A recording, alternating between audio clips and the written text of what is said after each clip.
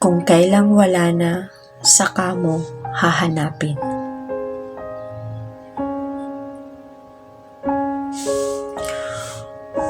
Naranasan niyo na ba to? Naalala mo pa rin ba yung mga ngiti niya, yung mga pangako niyo sa isa't isa, yung mga panahon na sobrang saya mo pag nakikita siya? Pero naalala mo rin ba yung sakit na mga panahong iniwan ka niya? Yung mga panahon na hindi mo alam kung ano ang gagawin mo dahil wala na siya. Sobrang sakit, diba? Sakit na makita na ang taong nasa una ay napaka-sweet niya, tapos iba lang pala ang mamahalin niya. Hindi mo sukat akalain na sobrang higpit ng kapit mo sa kamay niya, tapos kayo pala maghihiwalay. Pero hindi mo naintindihan nung bakit panahong wala na, saka mo siya hinahanap. Habang ikaw ay mag-isa, namimiss mo yung bonding yung dalawa, nakakamiss yung tipong kailangan mong magtiis. Kailangan dahil wala na.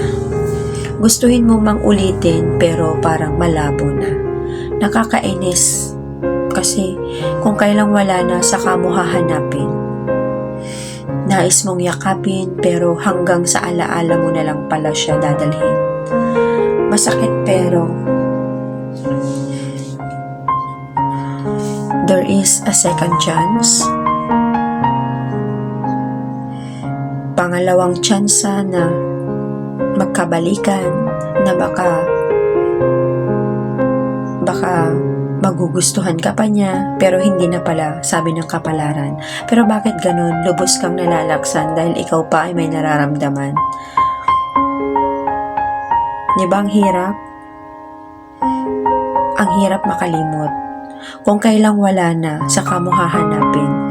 Doon mo lang na-realize na yung mga bagay na tapos na hanggang doon na lang talaga, na hindi lahat ay nabibigyan ng pangalawang chance na pagkakataon.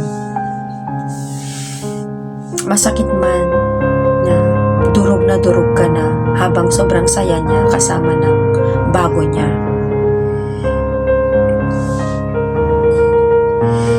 Na habang ikaw kahit anong gawin mo, you try to updating us, humingi ng advice, pero hindi na talaga maibabalik yung dati. Ganito pala pag nagmahal. Dapat handa kang masaktan.